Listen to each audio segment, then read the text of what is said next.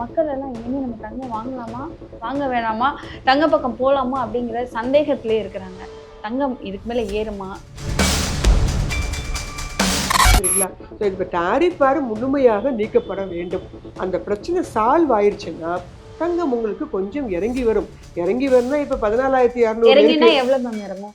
இப்ப இறங்குனா ஒரு 1000 2000 அப்படி ஆமா, இறங்கும். அவ்வளோதாம்மா இறங்கும். நம்ம பழைய லெவல் 7,000 8,000க்குலாம் வருமானு எதிர்பார்த்தா ஏறுறது தான் ஃபாஸ்ட்டாக ஏறும். இறங்கும் போது பார்த்தீங்கன்னா அந்த அளவு இறங்க விட மாட்டாங்க. ஸோ அதனால 16,200ல இருக்கிறது உங்களுக்கு ஒரு 2,000 ரூபாய் இறங்கி 12,000 ஈவன் 10,000க்கு வந்தாலே அது பெரிய விஷயம். 15,000த்தையும் கிராஸ் பண்ணுவதற்கான வாய்ப்புகள் தான் அதிகமாக தெரியுதே தவிர இறங்குவதற்கான வாய்ப்புகள் இப்படி 50 ரூபாய் கிட்ட இறங்கும். ஏறும்போது பாருங்க 200 ரூபாய் ஏறுது. ஸோ அந்த மாதிரி ஒரு சுச்சுவேஷன் தான் நடந்துட்டு இருக்குது. ஸோ இந்த டாரிஃப் ஆர் பிரச்சனைகள்லாம் எப்போ முடியுதோ அதே மாதிரி இன்ட்ரெஸ்ட் ரேட்டெல்லாம் எப்போ உங்களுக்கு வந்து அதிகப்படுத்துகிறாங்களோ அப்போ தான் உங்களுக்கு வந்து தங்கம் விலை சற்று இறக்கிறதுக்கான வாய்ப்புகள் உண்டு. ஆனால் தற்போது இந்த பெரிய பிரச்சனை நடந்தது காரணமே முழுக்க உலக வல்லரசுகள் 2 பேர் தான். அமெரிக்காவும் சைனாவும் தான் இதற்கு மேஜரான காரணமாக நம்ம சொல்லலாம். இந்த தங்கம் இந்த அளவு டபுளாக மாறினதுக்கு. இனிமே தங்கம் வாங்குறது அப்படிங்கிறது ஒரு எட்ட முடியாத உயரத்தில் சாமானிய மக்களை பொறுத்த மட்டும் எட்ட முடியாத உயரத்தில் போயிட்டு இருக்கு. ஏன்னா 5 பவுன் 6 பவுன்லாம் வாங்கணும், 10 பவுன் வாங்கணும்னா இனிமேல் பல லட்சங்கள் தான் நீங்கள் கொடுத்தாகணும். மூவி வேர்ல்டு மீடியா நேயர்களுக்கு வணக்கம். இன்னைக்கு நம்ம யாரை சந்திச்சு பேச போறோம்னா தர்மஸ்ரீ ராஜேஸ்வரன் அவங்கள சந்திச்சு இப்ப எல்லாரும் மைண்ட்லயும் இருக்கிறது என்ன தங்கத்தோட விலை இவ்வளவு அதிகமாயிருச்சு அப்படிங்கிற ஒரு கவலையில தான் இருக்கும். சோ இதுக்கு மேலேயும் தங்கத்தோட விலை ஏறுமா இல்ல தங்கத்தை தவிர்த்து வேற எதோட விலை ரொம்ப அதிகமாகுமா அப்படிங்கறத கேட்டு தெரிஞ்சுக்கலாம் வாங்க. வணக்கம் மேம். வணக்கம்மா, எப்படி இருக்கீங்க? நல்லா இருக்கேம்மா, நீங்க எப்படி இருக்கீங்க? நல்லா இருக்கேன். சோ பார்க்கும் போதே தங்கம் அப்படின்னு தங்கத்தை பத்தி பேச போறோம்னா பல எல்லா பக்கமும் தங்கமா தெரியுது. மேம் தங்கம் அப்படின்னு சொல்லும் போதே நாளுக்கு நாள் ஒரு நாளைக்கு ஒரு நாள் அப்படி பார்த்தா 200 ரூபாய் குறைஞ்சபட்சம் 100 ரூபாயாவது அந்த தங்கத்தோட விலை ஏறிட்டே தான் இருக்கு. இப்ப சமீபத்துல பார்த்தா என்னமோ ரொம்ப ஸ்பீடா ஏறுற மாதிரி இருக்கு. மக்கள் எல்லாம் இனிமே நம்ம தங்கம் வாங்கலாமா வாங்க வேணாமா தங்க பக்கம் போலாமா அப்படிங்கிற சந்தேகத்திலே இருக்கிறாங்க. தங்கம் இதுக்கு மேல ஏறுமா? தங்கம் எப்போதுமே ஏறிக்கொண்டே இருக்கக்கூடிய ஒரு ஒரு உலோகம் தான்மா ஆரம்பத்துல இருந்து. ஆனா இந்த முறை நடந்தது வந்து இந்த ஒரு வருஷத்துல பயங்கர ஸ்பீடு. ஜென்ரலாகவே நீங்கள் நார்மலாக கேள்விப்பட்டு பாருங்க, தங்கத்தில் எப்பவுமே இன்வெஸ்ட் பண்ணுங்க, அது எப்போதுமே விலை இறங்காது. நீண்ட கால அடிப்படையில் வாங்குறவங்களுக்கு தங்கம் அப்படிங்கிறது மிக முக்கியமான ஒன்று. அதே மாதிரி போர்ட்ஃபோலியோ ரெடி பண்ணும்போதும் கூட போர்ட்ஃபோலியோன்னு சொல்லும்போது share market, mutual fund, bond market அந்த இடத்துலையும் மல்டி அசெட்னு கொண்டு வரும்போது போர்ட்ஃபோலியோ மேனேஜ் பண்ணும்போது அவங்களும் தங்கம் மற்றும் வெள்ளிக்கு ஒதுக்கீடு பண்ணுவாங்க. ஸோ டிஜிட்டல் முறையிலையும் தங்கத்துக்கு பயன்பாடு இருக்குது. நார்மலாக பேப்பர் இல்லாமல் ஃபிசிக்கல் முறையிலையும் தங்கத்துக்கு பயன்பாடு இருக்குது. ஸோ தங்கம் என்பது நம்மளுடைய பழைய காலத்துலேருந்து நீங்கள் 1950லேருந்து பார்க்கும்போது வளர்ந்து கொண்டே தான் இருந்தது. ஆனால் இந்த ஒரு வருடம் அப்படியே டபுளாக போன 2025 ஜான்வரியில் 1 கிராம் 7,000 ரூபாய்க்குலாம் இருந்த காலம் மாறி இன்று டபுளாக, அதுவும் ஒரே வருஷத்தில் மெதுவாக வரும். ஒரு 5 வருஷம் 6 வருஷம் எடுத்துக்கிட்டு டபுளாக மாறுவது உண்டு. ஆனால் தற்போது இந்த பெரிய பிரச்சனை நடந்தது காரணமே முழுக்க உலக வல்லரசுகள் 2 பேர் தான். அமெரிக்காவும் சைனாவும் தான் இதற்கு மேஜரான காரணமாக நம்ம சொல்லலாம். இந்த தங்கம் இந்த அளவு டபுளா மாறினதுக்கு. அமெரிக்காவை பொறுத்த மட்டும் அவர் வந்து கொடுத்த அந்த டாரிஃப் அந்த பிரச்சனை வந்து இன்னும் முடியல. இன்னும் ஒவ்வொரு கண்ட்ரிக்கா இன்னும் எவ்வளவு போடலாம் வைக்கலாம் அப்படிங்கிற மாதிரியே தான் போயிட்டே இருக்குது. அப்ப டாரிஃபே இல்லாத ஒரு சேஃபான ஒரு முதலீடு அப்படின்னா உங்களுக்கு தங்கம் தான். அதனாலதான் தங்கத்துல கொண்டு வந்து இன்வெஸ்ட் பண்ணிட்டே இருந்திருக்கிறாங்க உலக முதலீட்டாளர்கள் எல்லாருமே. இதற்கு பத்தாம சைனா என்ன பண்ணிருக்கிறாங்க, அவங்களும் அதிகமான அளவுக்கு தங்கத்தை வாங்குறாங்க. ஸோ நார்மலா ஒரு கொஞ்சோண்டு டிமாண்ட் இருக்கும் போதே உங்களுக்கு ஏறும். உலக வல்லரசுகள் சேர்ந்து உங்களுக்கு தங்கத்தை வாங்க ஆரம்பிச்சாங்க கடந்த 1-2 வருஷமாக.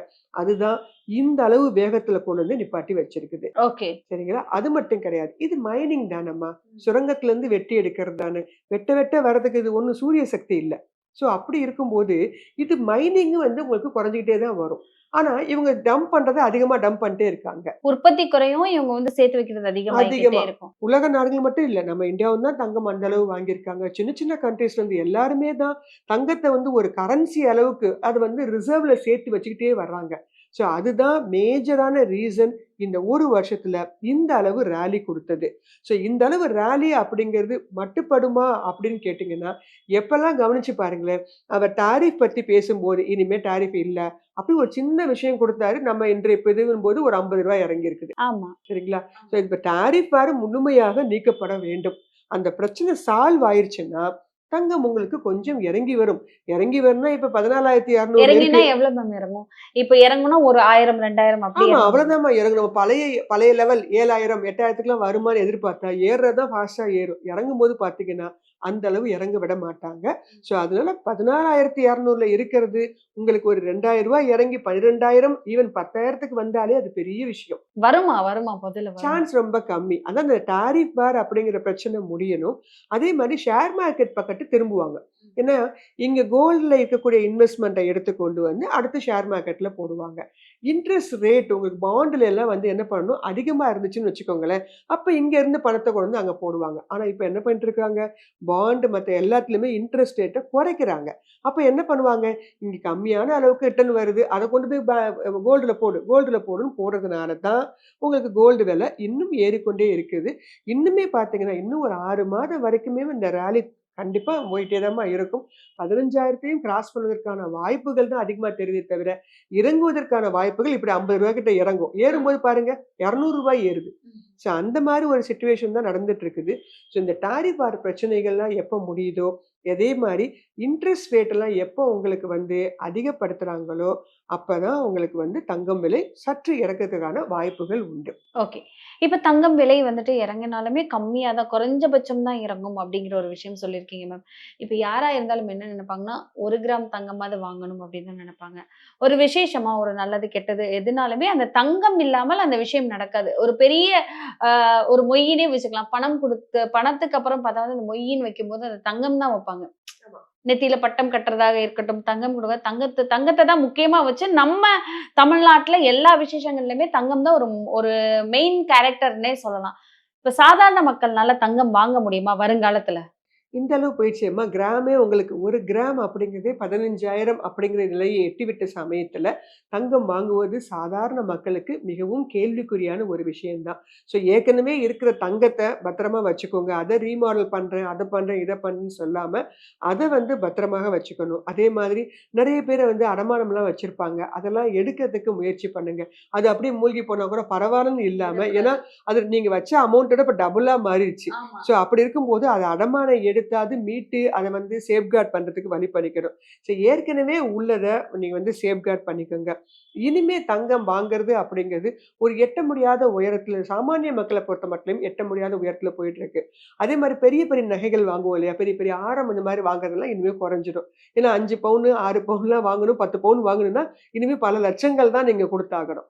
ஸோ பல லட்சங்கள் குடுத்து அதுலயும் உங்களுக்கு பார்த்தீங்கன்னா, வேஸ்டேஜ் அதிகமா போயிடும். ஸோ நீங்க அந்த மாரி ஆபரணங்கள் வாங்கும்போது, எக்ஸ்ட்ராவா நீங்க தர பணமே எவ்வளோ இருக்குது? அதிகமாக இருக்குது. அதனால இதற்கு மாற்றாக அடுத்து உங்களுக்கு 18 கேரட்டு, 9 கேரட்டு அந்த மாதிரி நகைகள்லாம் வர ஆரம்பிச்சிடும். ஏன்னா கிராம் வந்து 15,000, 20,000 இப்படிலாம் தொட்டுவிடும்போது, நமக்கு வந்து கற்காத நகை வேணும். அதுதானே முக்கியம்னு சொல்லிட்டு, அந்த மாதிரி வரதுக்கான வாய்ப்புகள்லாம் அதிகமாக இருக்கும். அதுக்கு அடுத்தபடியாக இப்ப சில்வர் ஏறுது இல்லையா? ஸோ சில்வர் சைடு கொஞ்சம் மக்கள் திரும்புவாங்க. ஸோ சில்வர்லயும் இப்பலாம் உங்களுக்கு வந்து ஜுவல்ஸ் பண்றாங்க. ஸோ அந்த மாதிரி நகைகள அத வாங்கி போட்டா கூட நமக்கு வந்து சில்வர் நகைகளுக்கு இன்னும் லோனு குடுக்க போறதா சொல்றாங்க. சில்வர் வாங்க லோனு. சில்வருக்கு நீங்க நகைகளா வாங்குறீங்கன்னா, அதுக்கும் ஏப்ரல் மாசத்துல இருந்து பேங்க்ல கொண்டு போய் குடுத்தா, நம்ம வந்து குடம் இந்த மாரிலாம் வாங்கிட்டு போனா, அங்க எங்க கொண்டு போய் வைப்பாங்க? ஸோ நம்ம எப்படி ஜுவல்ஸ் தானே வந்து நம்ம அடமானம் வைக்கிறோம் இல்லையா? அதே மாரி சில்வர் நகைகளுக்கும் அடமானம் லோனு வச்சுக்கலாம். அடமானம் வச்சா ரூ. 10,00,000 வரைக்கும் லோனு குடுக்குறோம். அப்படிங்கிற மாதிரிலாம் அறிவிப்புகள்லாம் வந்தது ஜனவரில. ஏப்ரல் மாதம் அத பத்திய முழுமையான தகவல்கள்லாம் குடுக்க போறதா சொல்லிட்டு இருக்காங்க. ஸோ அப்ப நம்ம வந்து சில்வருமே இப்ப ரேட் ஏறி தான் போச்சு. ஒரு குங்கும சிமிழ் வாங்குனாலே இப்ப கேட்டு பாருங்க ரூ. 10,000. நம்ம காலத்துல ரூ. 1000 ரூ. 2000 கிஃப்ட் குடுக்கணுமா? எடு குங்கும சிமிழ. இனி அப்படிலாம் பண்ண முடியாது. இல்ல போய் கொலுசெல்லாம் வகை வகையா வாங்கி குடுப்பாங்க அம்மா. இப்போ நீங்க வந்து அந்த கொலுசோட கொலுச கொண்டு ரேட்ட பார்த்தாலே பயமா ஆமா. இருக்கு. நீங்க அந்த பழைய கொலுச கொண்டு குடுத்து பாருங்களேன். நம்ம வாங்குனத விட பல மடங்கு குடுக்குறேன்பாங்க. நம்ம அவ்வளோ வாங்கியிருக்க மாட்டோமே அப்படிங்கன்னா, கிராம் எல்லாம் சில்வர்லாம் யாருமே மதிக்கவே மாட்டாங்க. ரூ. 30 ரூ. 20க்குலாம் கிராம் இருந்த நிலைமை மாறி, இன்னைக்கு ரூ. 340. அதுவும் ரூ. 400 அப்படிங்கிற இடத்துக்கு வந்துரும். ஏன்னா சில்வர் ஏறதுக்கு காரணம் பார்த்தீங்கன்னா, கடந்த 5 வருஷத்துல இண்டஸ்ட்ரியல் யூசேஜ் அதிகமாயிருச்சு. முக்கியமாக பார்த்தீங்கன்னா, electrical vehicles, semiconductor, solar panel, electronics ஐட்டத்துலயும் சில்வர் பயன்பாடு. ஸோ சில்வர் பயன்பாடும் வந்து உள்ள வந்து சேர்ந்துக்குச்சு. ஈவன் இப்போ பிளாட்டினம் நகைகளை விட சில்வருக்கு வந்து வெயிட்டேஜ் கூடுதுன்னா பாருங்களேன். ஸோ அந்த அளவுக்கு சில்வரும் பார்த்தீங்கன்னா ரொம்ப ஒரு முக்கியத்துவம் வாய்ந்த ஒரு உலோகமாக மாறிட்டு இருக்கு. ஸோ அதனால அந்த கோல்டு வாங்க முடியாதவங்க சில்வராவது வாங்க ஆரம்பிங்க. சில்வருமே நீங்க காயின்ஸா வாங்கலாம் அல்லது இந்த மாதிரி ஜுவல்ஸா வாங்கலாம். ஆனா பெரிய பெரிய குடம் இந்த மாதிரிலாம் வாங்குறது இப்போ அதுவுமே கஷ்டம். ஆனா ஏன்னா அங்க போய் நீங்க அடமானம் வைக்க முடியாது. ரீசேல் பண்ணும்போதும் 10% வேல்யூ கம்மி பண்ணிட்டு தான் கொடுப்பாங்க. ஸோ இது எல்லாத்துக்கும் மாற்றுதலாக சரி எனக்கு இப்படிலாம் வேண்டாம். ஆனா நான் கோல்டு சில்வர்ல இன்வெஸ்ட்மெண்ட் பர்பஸ்க்காக வரேன். நான் வந்து ஆபரணமா போட்டுக்கிறதுக்காகலாம் வரல அப்படின்னா இருக்கவே இருக்கு டிஜிட்டல் ஃபார்மெட்டு. ஸோ டிஜிட்டல் ஃபார்மெட்டுன்னு வரும்போது கோல்டு பீஸ், சில்வர் பீஸ் அப்படிலாம் இருக்கு. ஸோ உங்ககிட்ட டிமெட் அக்கௌண்ட் இருக்குது அப்படின்னா தாராளமாக 1 மில்லிகிராம் அளவில் நீங்கள் அங்கே போய் வாங்கிக்கலாம். அதுவும் எப்படி உங்களுக்கு கோல்டு ஏறுதோ சில்வர் ஏறும்போது அதுவும் ஏறதான் செய்யும். நீங்கள் மில்லிகிராம் கணக்கில் வாங்குறீங்க. அது எல்லாமே உங்களுக்கு paper gold, paper silver. So அது ஏறும்போது நீங்கள் செல் பண்ணிட்டு உங்களுக்கு தேவையான நகைகள் தேவைப்படும் போது போய் வாங்கிக்கோங்க. ஆனால் கோல்டு ரேலி, சில்வர் ரேலி இருக்கும்போது இடிஎஃப்பும் கண்டிப்பாக ஏறும். கோல்டு பீஸ்ன்னு சொல்லுவாங்க அல்லது எக்ஸ்சேஞ்ச் ட்ரேடட் ஃபண்டு அந்த மாதிரி வாங்கலாம். இல்ல எனக்கு அந்த மாதிரிலாம் வேண்டாம். நான் மியூச்சுவல் ஃபண்ட் இன்வெஸ்டர். நான் எதுல போய் வாங்குறது? மியூச்சுவல் ஃபண்ட்லயே உங்களுக்கு ஃபண்ட் ஆஃப் ஃபண்டுன்னு சொல்லிட்டு கோல்டு, சில்வர் இதெல்லாம் பண்ணக்கூடிய நிறைய மியூச்சுவல் ஃபண்ட் ஸ்கீம்ஸ் இருக்குது. அந்த ஸ்கீம்ஸ்ல நீங்க ரூ. 500 முதற்கொண்டு நீங்க போடலாம். அவங்க அதை வாங்கி கோல்டு, சில்வர் தான் இன்வெஸ்ட் பண்ணுவாங்க. ஸோ அந்த மாதிரி ஃபார்மேட்லயும் நம்ம கோல்டு, சில்வரை வந்து இன்வெஸ்ட் பண்ணி ரிட்டர்ன்ஸ் பார்க்கலாம். காயின்ஸா தான் வாங்கணும், ஆபரணமா தான் வாங்கணும் அப்படின்னு கட்டாயம் இல்லை. இப்போ எல்லாத்துலேயுமே டிஜிட்டல் ஃபார்மேட் எல்லாரும் ஜிபே யூஸ் பண்ணுறீங்க. ஆனால் கோல்டு, சில்வர் மட்டும் இன்னும் பழைய காலம் மாதிரி நான் வந்து இதில் தான் வாங்குவேன், ஜுவல்ஸாக தான் வாங்குவேன், காயின்ஸாக தான் வாங்குவேன் அப்படின்னு. காயின்ஸ்னா இன்வெஸ்ட்மெண்ட் தானே. அந்த காயினா வாங்குறது ஏன் இங்க வந்து டிஜிட்டல் ஃபார்மேட்ல வாங்கக்கூடாது? பேப்பர் கோல்டு, பேப்பர் சில்வரா? அந்த மாதிரி வாங்குங்களேன். ஈவன் நீங்க அதை கொண்டு போகும்போது உங்களுக்கு 10% வேஸ்டேஜ் அதெல்லாம் இங்க கிடையவே கிடையாது. இங்க ஸ்லிப்பேஜஸ் ரொம்ப கம்மி தான். ஸோ தாராள மியூச்சுவல் ஃபண்ட்ல இன்னும் கம்மி. ஸோ நீங்க அந்த ரேலியை யூஸ் பண்ணிக்கிறீங்க. அந்த ரிட்டர்ன்ஸை நீங்க என்ஜாய் பண்ணிக்கலாம். தேவைப்பட்டா அதை எடுத்துக்கொண்டு போய் மறுபடியும் ஆபரணம் வாங்கிக்கோங்க. இல்லையா வேற ஒரு டைவர்சிஃபைடான போர்ட்ஃபோலியோவை உருவாக்கலாம். ஸோ அதனால பிசிக்கல் முறையில் தான் கொண்டு போகணும் அப்படிங்கிற கட்டாயம் இல்லை. அதை வந்து ரொம்ப ஹையா ப்ரைஸுக்கும் போயிருச்சு. இதோட சேர்த்து நீங்க அது மட்டும் தான் வாங்குறீங்களா? வேஸ்டேஜ், ஜிஎஸ்டி, மேக்கிங் சார்ஜஸ் ஒரு 15,000க்கு நகை வந்துருச்சுனாலே நீங்க 15,000 கொடுத்தாலும் ஒரு கிராம் வாங்க முடியும். 20,000 ரூபாய்க்கு மேலே கொடுத்து வாங்கிட்டு இருப்பீங்க. ஸோ எக்ஸ்ட்ரா 5,000 ரூபா கொடுக்குறீங்க. அந்த எக்ஸ்ட்ரா 5,000 ரூபாய்க்கு இங்கே இன்னும் எக்ஸ்ட்ரா எவ்வளோ இடிஎஃப் வாங்கலாம். ஸோ அந்த மாதிரிலாம் யோசிச்சிங்க அப்படின்னா இன்வெஸ்ட்மெண்ட் பர்பஸ்க்காக வாங்குறோமா இல்லை நம்ம டே டு டே லைஃப் நம்ம அதை வந்து போட்டுக்கணும் அப்படிங்கிறதுக்காக வாங்குறோமா அப்படிங்கிறத கவனித்து நீங்கள் இந்த கோல்டு, சில்வரில் இன்வெஸ்ட் பண்ணிங்கன்னா இந்த ராலியை நம்ம யூஸ் பண்ணிக்கலாம். அது மட்டும் இல்லை டிஜிட்டல் ஃபார்மேட்டில் போகும்போதுமா சற்று இறங்கும் போது மறுபடியும் கொஞ்சம் வாங்கிக்கலாம். அப்போ ஓவராலாக நமக்கு என்ன ஆகிடும்? ஆவரேஜ் ஆகிடும். இங்கே அப்படி இல்லை. நீங்கள் போனால் அன்றைய தினம் என்ன பவுன் கிராம் விற்கிறாங்களோ நீங்கள் அப்படியே 8 கிராமில் வாங்க. ஒரு பவுன் வாங்கணும்னா வாங்கிட்டு வந்துடுவீங்க. இங்கே அப்படி இல்லையே. இறங்கும் போது கொஞ்சம் வாங்கிக்குவோம். ஸோ ஆவரேஜ் அவுட் ஆகிக்கும். அப்போ எங்களுக்கு நமக்கு ஓவராலாக இறங்கினாலும் ஓகே தான், ஏறினாலும் ஓகே தான் அப்படிங்கிற அந்த ஒரு மென்டாலிட்டி உங்களுக்கு வர ஆரம்பிச்சிடும். ரொம்ப ஈஸியா இருக்கும் வாங்குறது. ஏறினாலும் ஓகே, இறங்கினாலும் ஓகே, அமௌண்ட்டை கொடுத்து நம்ம வாங்க போறோம். அது அதுக்கேற்ற மாதிரி இது அப்படி இல்லை. ஐயோ கிராம் இப்போ நேற்றுக்கு வாங்கின என்ன சொல்லுவாங்க? சரி நேற்று நான் 50 ரூபா எக்ஸ்ட்ரா கொடுத்து வாங்கிட்டேன், இன்னைக்கு இறங்கிருச்சு அப்படின்னு தான் நினைப்பாங்க. சரி இன்னும் ஒரு வாரம் கழிச்சு இன்னும் இறங்குறது என்ன நினைப்பாங்க? இன்னைக்கு வாங்குறவங்க இறங்குமா அதுவும் நமக்கு தெரியாது. ஆனா இந்த இடிஎஃப்ல வாங்கும்போது இறங்கும் போதும் வாங்குவோம், ஏறும்போது ஒரு யூனிட்னா இறங்கும் போது ஒரு யூனிட். அப்போ ஓவராலா அது என்ன பண்ணிக்கும்? ஆவரேஜ் பண்ணிட்டே வந்துடும். நமக்கு வந்து அந்த ஃபீல் இருக்காது. ரொம்ப ஹைல போய் வாங்கிட்டோமோ அப்படிங்கிற அந்த ஃபீல் நமக்கு வராது. அதுதான் இந்த இடிஎஃப் முறையில் இருக்கக்கூடிய ஒரு சிப் முறையில் இருக்கக்கூடிய ஒரு பெரிய அட்வான்டேஜ். அதுக்காக நான் அது வந்து பிசிக்கல்ல வாங்குறவங்கெல்லாம் வாங்கக்கூடாதுன்னு நான் சொல்லலை. ஆனா இனி வரும் காலம் அப்படி இல்லை. அது மாதிரி பல்கா மொத்தமா வாங்கும் போதெல்லாம் உங்களுக்கு லாக்கர் வசதி வேணும், வெளில போயிட்டு போகிறதுக்கு வந்து பாதுகாப்பு இருக்க மாட்டேங்குது. ஸோ அதனால நிறைய ஜுவல்ஸ்லயே போய் இன்வெஸ்ட் பண்ணாதீங்க. வேற அதர் இன்ஸ்ட்ருமெண்ட்ஸும் இருக்கு. அதெல்லாம் கொஞ்சம் பார்த்து அதுலயும் இன்வெஸ்ட் பண்ணணும் அப்படின்னா கோல்டுல பண்ண திருப்தியும் இருக்கும். அதே சமயம் உங்களுக்கு சேஃப்டி, அதே மாதிரி டாக்ஸ் வசதிகள் எல்லாமே இங்கேயும் இருக்குது. அது எல்லாத்தையும் நீங்க யூஸ் பண்ணிக்கலாம். இந்த ராலியை கண்டு நம்ம பயப்படணுங்கிற அவசியம் இருக்காது. ஓகே.